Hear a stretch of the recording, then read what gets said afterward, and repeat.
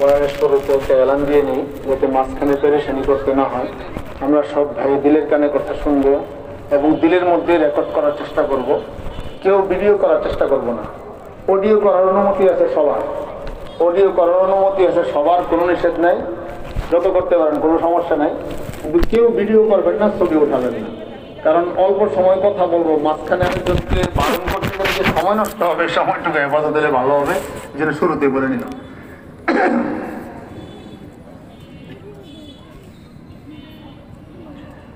الحمد لله نحمده ونستعينه ونستغفره ونؤمن به ونتوكل عليه ونعوذ بالله من شرور أنفسنا ومن سيئات أعمالنا من يهده الله فلا مضل له ومن يضلله فلا هادي له ونشهد أن لا إله إلا الله وحده لا شريك له ونشهد أن سيدنا ومولانا محمدا عبده ورسوله أرسله إلى كافة الناس بشيرا ونذيرا وداعيا إلى الله بإذنه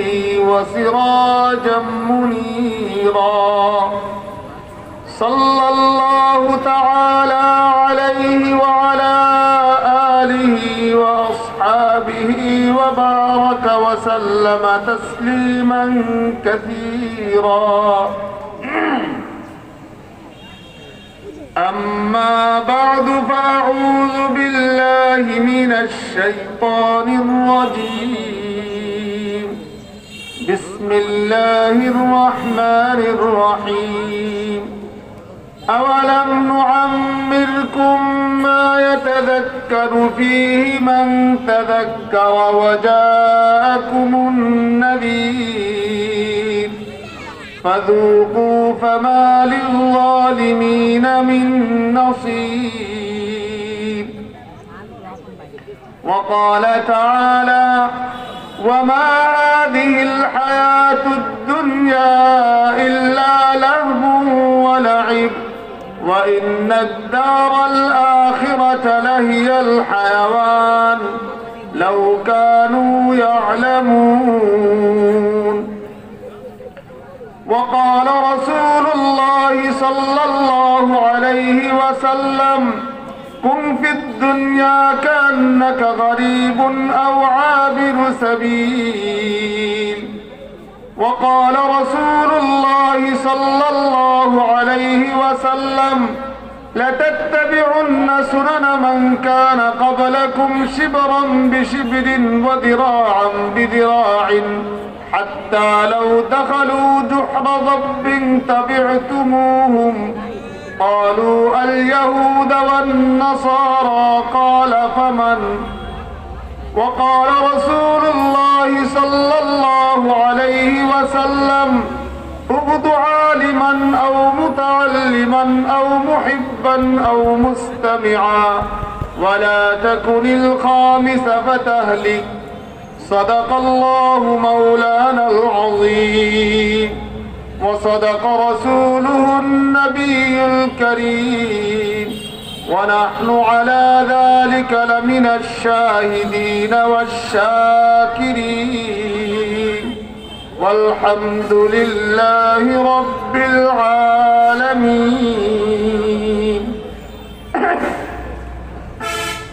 সম্মানিত উপস্থিতি, মহান আল্লাহ পাক পরওয়ারদিগারে আলমের দরবারে অসংখ্য গণিত শুকরিয়া, যিনি আমাদেরকে ফিতনা ফাসাদের জমানায় দ্বীনি মাহফিলে নিয়ে এসেছেন, দিল দিমাগ আখিরাতমুখী রেখেছেন, অনন্ত অসীম আখিরাতের জীবনের জন্য প্রস্তুত হওয়ার মানসিকতা এবং আগ্রহ দিলের মধ্যে বাকি রেখেছেন, জন্য আল্লাহ পাকের দরবারে শুকরিয়া আদায় করি আলহামদুলিল্লাহ।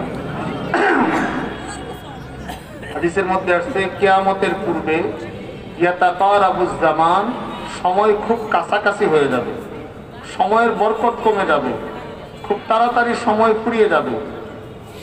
দেখতে দেখতে মাস শেষ, দেখতে দেখতে বছর শেষ, দেখতে দেখতে জিন্দেগি শেষ, ইয়াতাকারাবুজ জামান, সময় খুব কাছাকাছি হয়ে যাবে, সময় তাড়াতাড়ি শেষ হয়ে যাবে।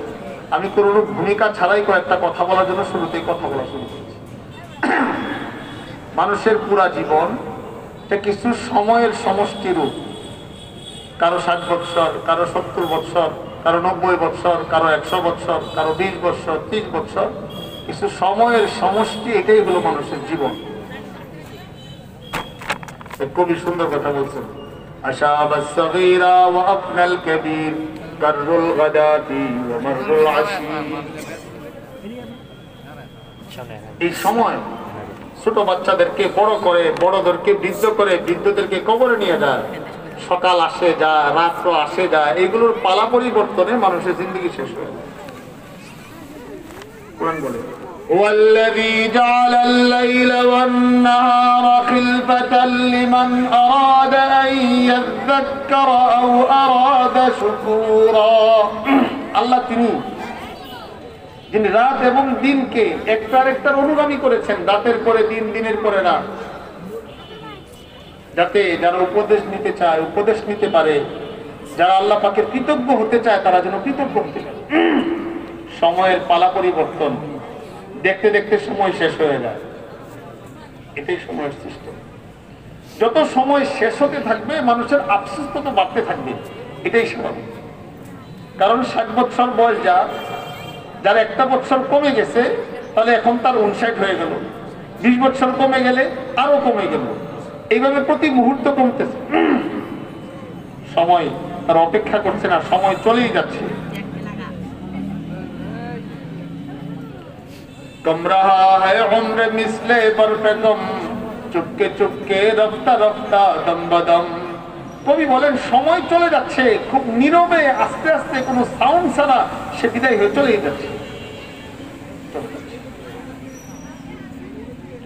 وإنا لفي الدنيا كركب سفينة نظن وقوفا والزمان بنا يجري نموت ونحيا كل يوم وليلة فلا بد من يوم نموت ولا نحيا। কবি বলেন যে আমরা দুনিয়ার জীবনে পানির জাহাজের আরোহীদের মতো, আমাদেরকে মনে হচ্ছে আমরা স্থির, আমরা ভাবছি যে আমরা স্থির, আসলে স্থির না, সময় আমাদেরকে বয়ে নিয়ে যাচ্ছে।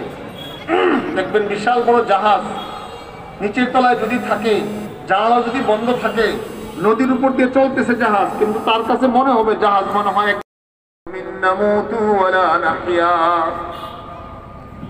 মানুষ ঘুম যায় আবার জাগ্রত হয়, ঘুমকেও মৃত্যু বলা হয়, মৃত্যুর মতো ঘুম যায় জাগ্রত হয়, ঘুম যায় জাগ্রত হয়। এক সময় এমন একদিন আসবে চোখ বন্ধ হয়ে যাবে, আর জাগ্রত হওয়ার কোনো সিস্টেম থাকবে না, দুনিয়াতে আর জাগ্রত হবে না, নতুন জগৎটা শুরু হবে। এই জন্য ভাই দৃষ্টি আখিরাতের দিকে থাকা চাই, দুনিয়ার দিকে না, দৃষ্টি আখিরাতের দিকে থাকা চাই। আমি মানি আর না মানি, আমার জীবন তো আখিরাতের দিকেই যাচ্ছে। আমি যদি পিছনের দিকে তাকিয়ে থাকি নির্ঘাত অ্যাক্সিডেন্ট হবে। কেউ যদি মোটর সাইকেল চালায়, যাচ্ছে দক্ষিণ দিকে যাচ্ছে কিন্তু তাকিয়ে আছে উত্তর দিকে, সে যেমন অ্যাক্সিডেন্ট করবে। যেহেতু আমাদের জিন্দেগি প্রবাহমান আখিরাতের দিকে, দুনিয়ার দিকে শুধু তাকিয়ে থাকলে নিশ্চিত অ্যাক্সিডেন্ট।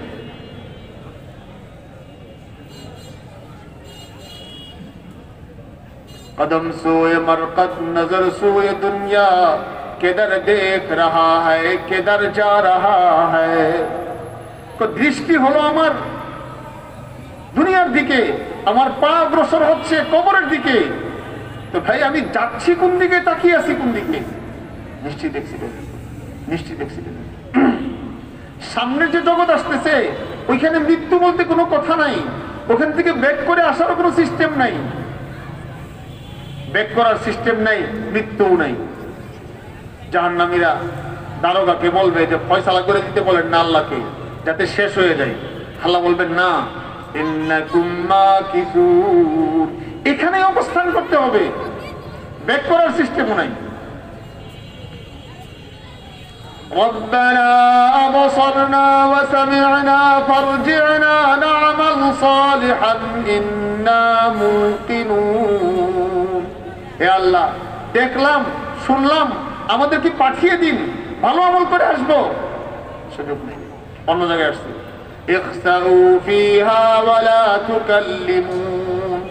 এখানে লাঞ্ছিত হয়ে থাকো, আমার সাথে কথা বলার প্রয়োজন নাই, এখানে লাঞ্ছিত হয়ে থাকো, জাহান্নাম তোমাদের ঠিকানা। আরেকবার জাহান্নামীরা যখন চিল্লাচিল্লি করবে, আল্লাহ পাক এই দুনিয়ার জিন্দেগির খুঁটা দিবেন। কুরআন وهم يصطرخون فيها ربنا أخرجنا نعمل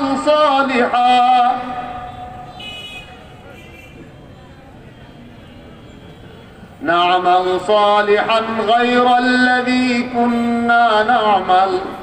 জাহান্নামে চিল্লাচিল্লি করতে থাকবে, হে আল্লাহ আমাদেরকে পাঠিয়ে দিন, ভালো আমল করে আসবো, খারাপ আমল করে আর আসবো না। আল্লাহ পাক কি বলবেন?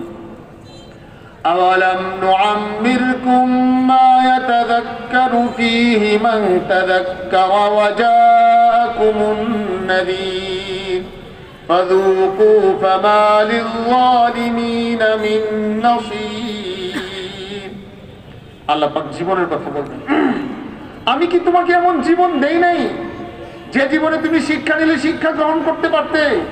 তোমার কাছে ভীতি প্রদর্শনকারী নবী রাসূলকে আসে নাই? فذوقوا فما للظالمين من نصير। অতএব শাস্তি ভোগ করতে থাকো, জালেমদের কোনো সহযোগী আর সাহায্যকারী নেই।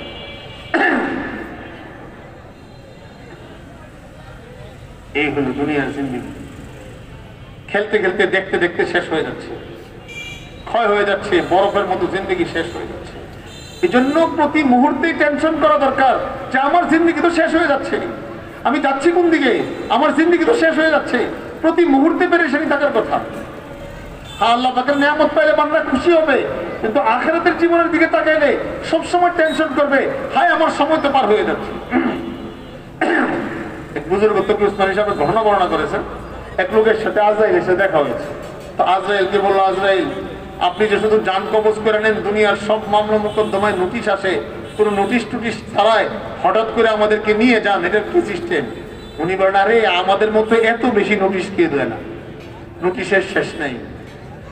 জন্মের পরে শরীর কত তরুতাজা ছিল, ত্বকগুলো টান টান ছিল, আস্তে আস্তে বয়স হচ্ছে, বাটা পড়তেছে, যৌবনে বাটা পড়তেছে, যৌবন শেষ হয়ে বার্ধক্যে উপনীত, আগে কি বলছে পরে কি বলছে মনে থাকছে না, সব এলোমেলো হয়ে যাচ্ছে, দাড়িগুলো সাদা হয়ে যাচ্ছে, চুল সাদা হয়ে যাচ্ছে, ওইগুলো তার গতিমতো সব অগ্রসর হচ্ছে। সেইগুলো সব মিলিয়ে এগুলো হলো আল্লাহ পাকের পক্ষ থেকে মেসেজ, এবং আল্লাহ পাকের পক্ষ থেকে এটা হলো নোটিশ। নোটিশ আলা ইয়া সাকিনাল কসরিল মুআল্লা সাতুদফানু আন করিবিন ফিত তুরাবি কালিলুন উমরুনা ফি দারি দুনিয়া ফামারজিউনা ইলা বাইতিত তুরাবি বিলালুশ শাইব ফি ফাওদাইক নাদা বিআলা الصوت حي على الذهاب। কবি বলেন, হে ওই সমস্ত লোক যারা বড় বড় প্রাসাদের অট্টালিকায় বাস করো, মনে রাখবে তোমাকেও সেই মাটির গড়েই রাখা হবে। চুয়াহেঙ্গে রফতান কুনাদ জানে পাক চেবর তখতে মুরদান চেবর রুয়ে খাক। তো মানুষের যখন জীবন চলে যাচ্ছে, জান যখন চলে যাচ্ছে, তখন সে খাটের উপর আছে না তার মাথার নিচে ইট না বালিশ, এটা দেখার কোনো ব্যাপার না। এখন তো তার নতুন জিন্দেগি শুরু হচ্ছে। কালিলুন উমরুনা ফি দারি দুনিয়া ফামারজিউনা ইলা বাইতিত তুরাবি। আমাদের জিন্দেগি অনেক অল্প, ঠিকানা হলো মাটির বাড়ি। এরপরের নামের উদ্দেশ্য বেলালুশ শাইব ফি ফাওদাইক নাদা, বার্ধক্য আর শুভ্রতা মানে সাদা হয়ে যাওয়া। তো বার্ধক্যের বেলাল আর মুয়াজ্জিন তোমার কানের কাছে ভিন্ন একটা আজান দিচ্ছে, ওই আজানের শব্দ হলো হাইয়া আলাল যাহাব, হাইয়া আলাল যাহাব। যাওয়ার জন্য প্রস্তুতি নাও, যাওয়ার জন্য প্রস্তুতি নাও, যাওয়ার জন্য আসো। এটাই হলো দুনিয়ার জিন্দেগির চিত্র, এটাই দুনিয়ার জিন্দেগির চিত্র। এভাবে করতে করতে মাস বৎসর সব শেষ হয়ে যাচ্ছে। সুতরাং প্রতি মুহূর্তে কি পরিমাণ টেনশন করা দরকার যে আমার সময়গুলো কিভাবে শেষ হয়ে যাচ্ছে। আব্দুল্লাহ ইবনে ওমর রাদিয়াল্লাহু তাআলা বুখারীতে এসেছে তরজমাতুল ভাবে, তিরমিজিতে এসেছে এভাবে। উনি বলতেন ইযা আমসাইতা ফালা তানতাযিরিস সাবাহ ওয়া ইযা আসবাহতা ফালা তানতাযিরিল মাসা ওয়া উদ্দা নাফসাকা মিন আহলিল কুবুর। যখন তুমি সকাল করো সন্ধ্যার অপেক্ষা করো না, যখন সন্ধ্যা করো সকালের অপেক্ষা করো না। প্রতি মুহূর্তে নিজেকে কবরবাসীদের অন্তর্ভুক্ত মনে করো যে আমি মূলত কবরের মুসাফির, কবরের দিকে যাচ্ছি। যার চিন্তা চেতনা কবরমুখী, সবসময় কবরের জিন্দেগি যার সামনে থাকবে, বলেন তার কি নাজায়েজ কোনো আনন্দ ফুর্তি করার সুযোগ আছে? কোনোভাবে কোনোভাবে কোনোভাবে কোনোভাবে। আমাদের একটা বছর ইংরেজি, একটা বছর শেষ হয়ে আরেকটা বছর আসতেছে। জানুয়ারির শেষ দিকে আমরা আছি। নতুন বর্ষের প্রথম প্রহরে পশ্চিমা দেশগুলোতে কিছু গুনার কাজ হয়ে থাকে। মিডিয়ার কারণে, পশ্চিমা মিডিয়া এবং ইহুদি মিডিয়ার সুবাদে এখন মুসলিমরা ওই সমস্ত জিনিসের দিকে ধাবিত হচ্ছে। জন্য প্রথম চিন্তা করা দরকার যে সময় নতুন বৎসর আসে, সময় কাজটা কি করণীয়? প্রতি মুহূর্তে যা করণীয়, নতুন বর্ষ আসলেও তাই করণীয়। কি ওইটা? ওমর রাদিয়াল্লাহু বলতেন, হাসিবু ক্বাবলা আন তুহাসাবু ওয়াজিনু ক্বাবলা আন তুজানু।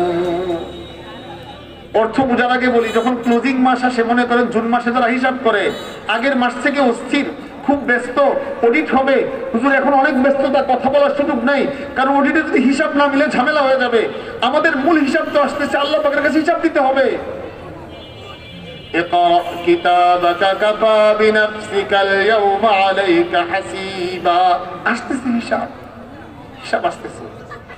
ওই হিসাবের আগে ওমর রাদিয়াল্লাহু বলেন, ওই হিসাবের আগে তুমি তোমার হিসাব মিলিয়ে নাও, সেখানে কঠিনভাবে আমল মাপা হবে। ওয়ানাযাউল মাওয়াজিনাল কিসত লিয়াউমিল কিয়ামাহ। সেদিন ইনসাফের পাল্লা স্থাপন করা হবে। লা ইউজলামু শাই লা ইউজলামুন, কোনো জুলুম করা হবে না।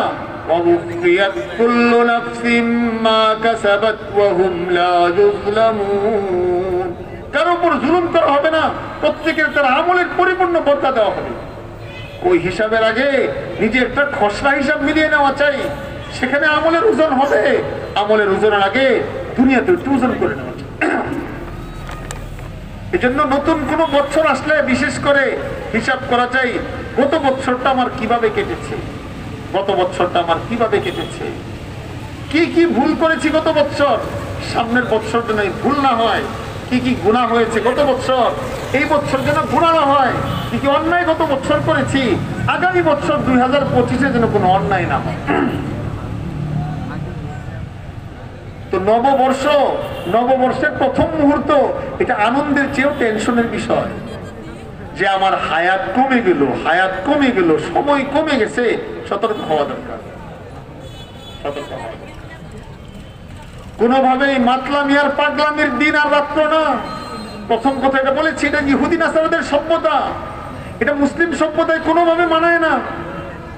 এই যৌবন থাকবে না, এই তারুণ্যও থাকবে না, কিন্তু আমি যে আমল করব, আমলতে চিরস্থায়ী প্রভাব সৃষ্টি করবে। ভালো করলে ভালো, খারাপ করলে খারাপ। 31st নাইটে বাজারের সবাই জন্য কিছু কথা বলছি, হুঁশিয়ার। জায়গাগুলোকে অপবিত্র করবেন না, জায়গাগুলোকে অপবিত্র করবেন না। গান বাদ্য গুনার কাজের মাধ্যমে জায়গাগুলোকে অপবিত্র করবেন না। এটা আমাদের দিনের কথা, আপনাদেরকে মেসেজটা পৌঁছাচ্ছি। আমাদের অনেক তরুণ বন্ধুরা বিভিন্নভাবে গুনায় লিপ্ত হয়ে যায়। আমি তো ঢাকা থাকি, বেশিরভাগ ঢাকাতে রাতের বেলায় ঘুমানো যায় না। যে পরিমাণ অন্যায় অনাচার হয় কল্পনাই করা যায় না। অথচ এটা কত জুলুমের কথা। নতুন একটা বর্ষকে ইস্তেকবাল করা হলো, বরণ করা হলো কিছু গুনাহ দিয়ে নেওয়া। কেন রাতের 12টার পরে তাহাজ্জুদ কেন দাঁড়ায় যাওয়া যায় না? অথচ আল্লাহ পাক রাত্রে ডাকতেছেন, মাইয়াদউনি ফাস্তাজিব লাহু মাইয়াস্তাগফিরুনি ফাগফির লাহু মাইয়াসআলুনি ফাউতিয়াহ। কে আছে আমার কাছে দোয়া চাই, দোয়া করবে আমি কবুল করব। কে আছে আমার কাছে চাইবো আমি দিব। চাইবে আমি দিব, কে আছে আমার কাছে ক্ষমা চাইবে আমি ক্ষমা করব। আর ওই জায়গায় যদি মাতালের মতো ঘুরতে থাকে, এখন তো ভাই কোন একটা গুনাহ আরো হাজারো গুনাহ নিয়ে আসে। নববর্ষের প্রথম প্রহরে শুধু নববর্ষকে বরণ করা না, এটা তো একদম পাশ্চাত্য চিন্তা। এছাড়াও এর সাথে আছে মদ, এর সাথে আছে নারী। খোদা না করুন এই মুহূর্তে যদি মৃত্যু এসে যায় কি উপায় হবে? وكم من فتى أمسى وأصبح ضاحكا وقد نسجت أكفانه وهو لا يدري। কত তরুণ হাসি আর আনন্দের মধ্যে ঘোরাফেরা করতেছে, অথচ তার কাফনের কাপড় তার জানা নাই। কোন স্পিনিং মিলে তৈরি হয়ে গেছে, এমনও হতে পারে গফর কোনো দোকানে এসেছে, হয়তো যে দিন ট্রেনে আসতেছে যে সময়, ওই সময় হয়তো আমিও ছিলাম ওই ট্রেনে, আমার কাফনের কাপড় চলে আসছে, সবাই প্রস্তুত, ফেরেশতাও রেডি হয়ে আছে, আল্লাহ পাকের অর্ডারের অপেক্ষা, আমার জান নিবে। এমনও তো হতে পারে নববর্ষের প্রথম প্রহরে আজরাইল আমার সামনে উপস্থিত হবে। এজন্য ভাই গুনাহ না করি, গুনাহ করতে কাউকে উৎসাহিত না করি, এগুলো থেকে বিরত থাকি, এটা আমাদের পদ্ধতি না। বুখারী শরীফ قال رسول الله صلى الله عليه وسلم لتتبعن أو لتتبعن سنن من كان قبلكم أو سنن من كان قبلكم سنن أي طريق شبرا بشبر وذراعا بذراع। আল্লাহ নবী বলেন তোমরা কিয়ামতের পূর্বে পূর্ববর্তীদের কৃষ্টি কালচার এমন ভাবে অনুসরণ করবে, এক অর্ধহাত আর এক অর্ধহাতের যেমন সমান সমান থাকে, অন্য জায়গায় আছে হাতমান নালে বিন নাল, এক জুতা আর এক জুতার যেমন সমান সমান থাকে, এইভাবে মানুষ ওদের অনুসরণ করবে পূর্ববর্তীদের। এমনকি তারা যদি গুইলের গর্তে প্রবেশ করে, রাসূল বলেন আমার উম্মতের কিছু লোক গুইলের গর্তে প্রবেশ করতে চেষ্টা করবে। সাহাবায়ে কেরাম জিজ্ঞাসা করেন ইয়া রাসূলুল্লাহ আপনি পূর্ববর্তী লোক বলতে কাদেরকে বোঝাচ্ছেন? ইহুদি এবং নাসারাদের কথা বলছেন? রাসূল বলে ইহুদি নাসারা না তো কারা? দিন পরিপূর্ণ। আল ইয়াওমা আকমালতু লাকুম দীনাকুম ওয়া আতমামতু আলাইকুম নি'মাতি ওয়া রাদিতু লাকুমুল ইসলাম দীনা।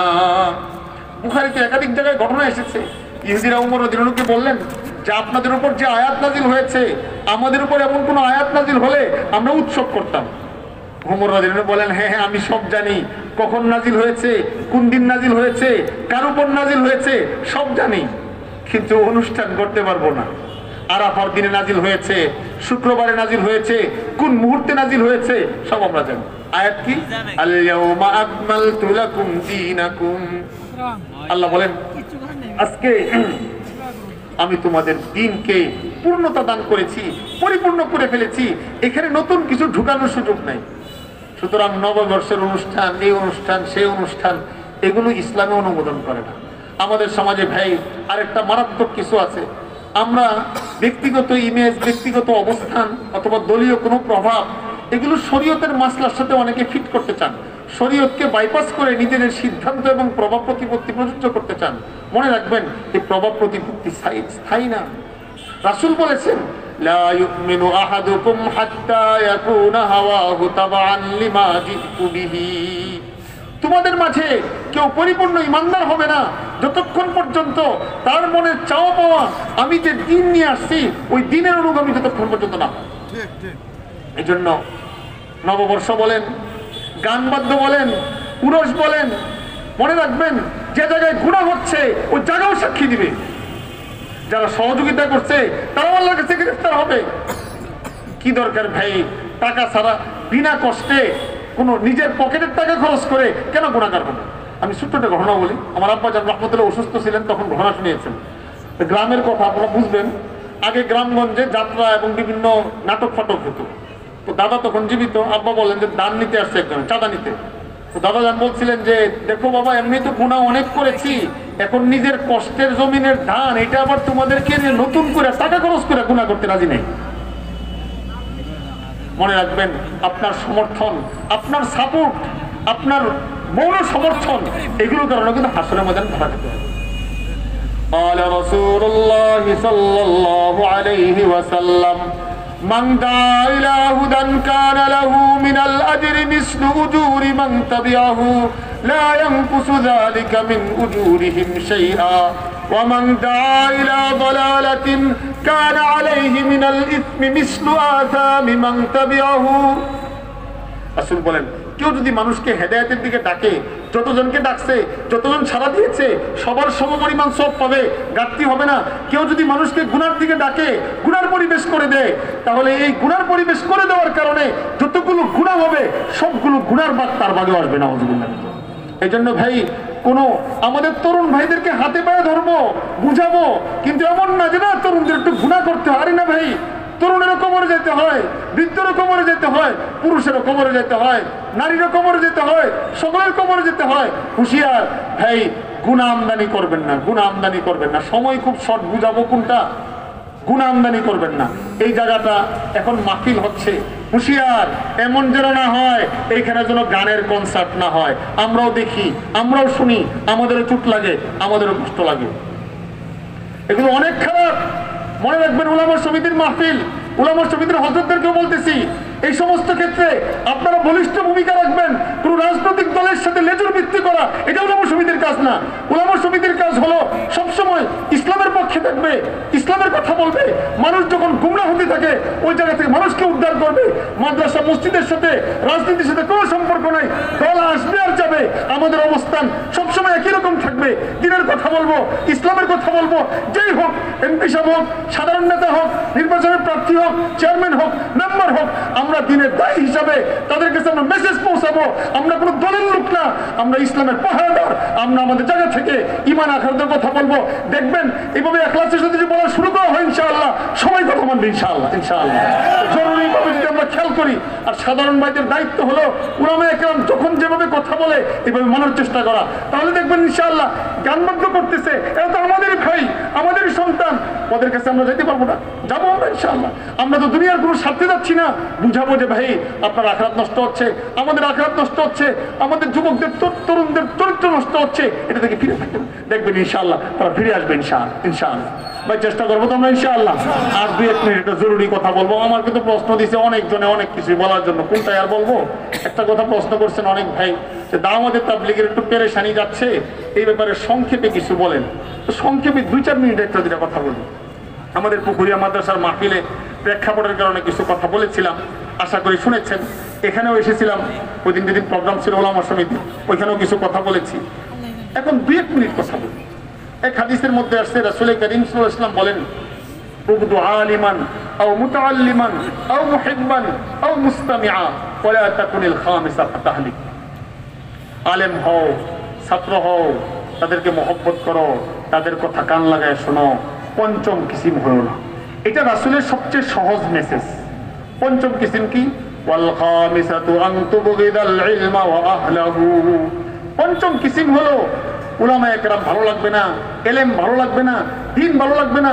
রাসূল বলেন পঞ্চম কিসিম হলো না, এটা হলো ধ্বংসের পথ, ধ্বংসের পথ।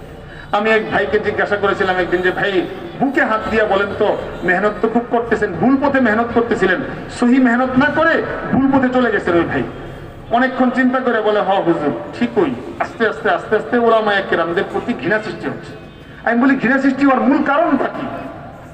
মাওলানা ফখরুল ইসলাম সাহেব রহমতুল্লাহ আমার বড় ভাই, আপনারা সকলেই চিনেন জানেন।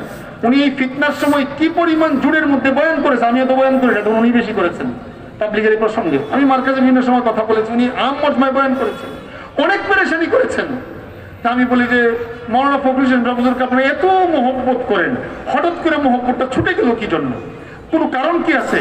তো একটু কারণ কি, সহজে বলতে গেলে ভারতের সাদ সাহেবের কিছু ভ্রান্তি এবং ভুলের কারণে সারা দুনিয়ার উলামায়ে কেরাম এবং সচেতন দাওয়াতে তাবলীগের সাথীরা ওনাকে সতর্ক করেছেন। এগুলোর দস্তাবিজ অনেক বড়। আপনারা একটু লেখাপড়াও যদি করতে চান, মাকতাবুল আজহার থেকে অনেকগুলো বই বের হয়েছে, একবারে তারিখ সহ, তারা কখন কি উল্টাপাল্টা করে, কখন কি বয়ানে ভুল হচ্ছে, এগুলো সব লেটেস্ট ভাবে আসতেছে।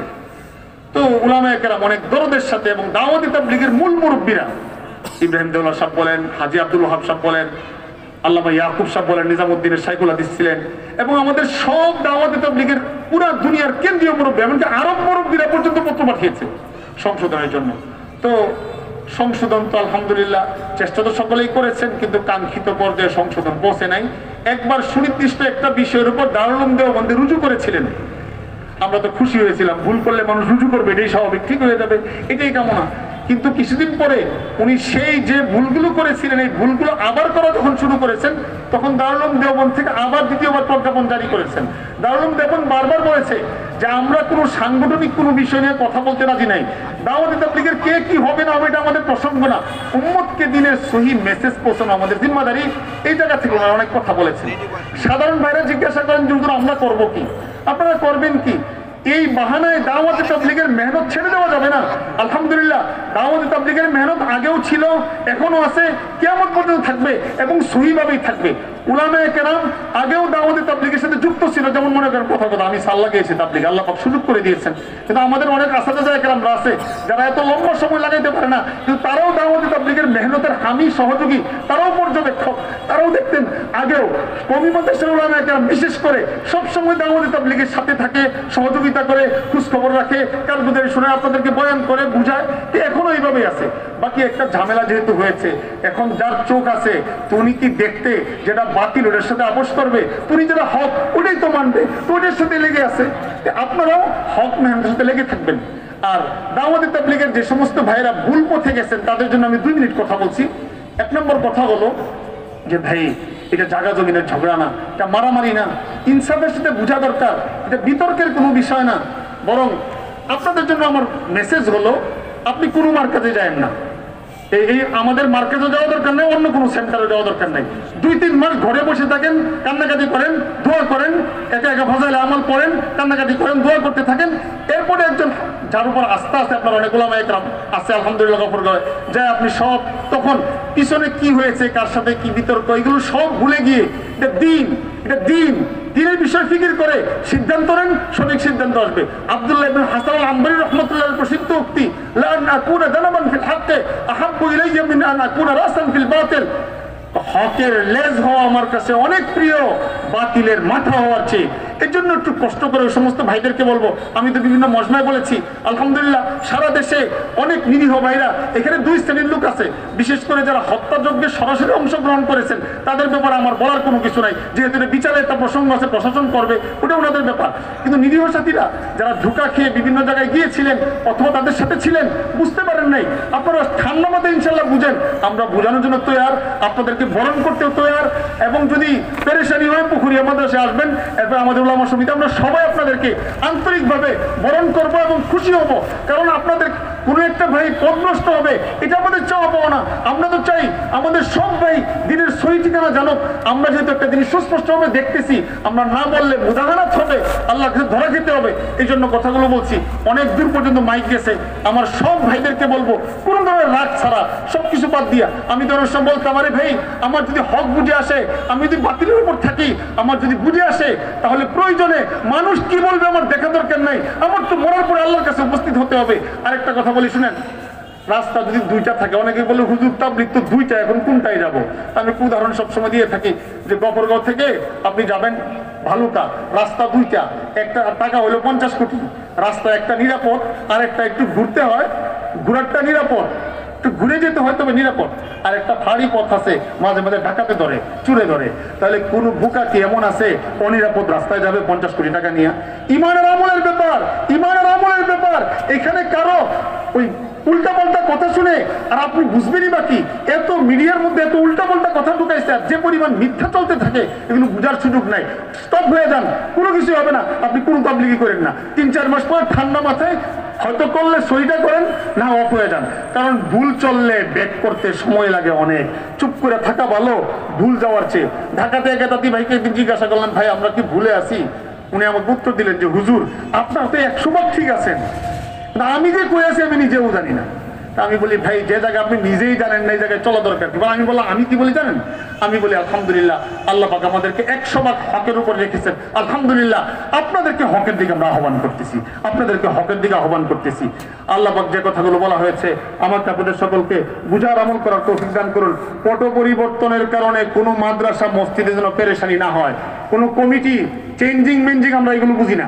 আমাদের সূরা উদ্দান আমাদের বড়রা বলেছেন মাদ্রাসা মসজিদ আগেও ছিল, এখনো থাকবে, আমরা আগেও আছি, এখনো থাকবো। সুতরাং বিশেষ করে মাদ্রাসা মসজিদকে দলাদলির জায়গা বানাবেন না, এগুলোকে রাজনৈতিক কোনো প্রেক্ষাপটের জায়গা বানাবেন না, এটাকে দিনকে দিন হিসেবে মূল্যায়ন করবেন। আমাদের গফরগাঁওয়ের আলহামদুলিল্লাহ যারা রাজনীতি করে, আমরা তো আগেও দেখেছি, এখনো দেখেছি, আলহামদুলিল্লাহ মোটামুটি তারা দিনের ব্যাপারে অনেকটাই আন্তরিক। সব ধরনের লোকদের সাথে আমাদের উঠা বসা আছে। আল্লাহ পাক আমাদের সবাইদেরকে কথাগুলো বুঝার আমল করার তৌফিক দান করুন। আমিন। ওয়া আখিরু দাওয়ানা আলহামদুলিল্লাহি রাব্বিল আলামিন। সুবহানাকাল্লাহুম্মা ওয়া বিহামদিকা আশহাদু আল্লা ইলাহা ইল্লা আনতা আস্তাগফিরুকা ওয়া আতুবু ইলাইক। আসসালামু আলাইকুম। তাড়াহুড়া করে কথা বলা হয়েছে, কষ্ট পেলে মাফ করে দিবেন, না বুঝে আসলে আমার সাথে আবার দেখা করবেন। আসসালামু আলাইকুম।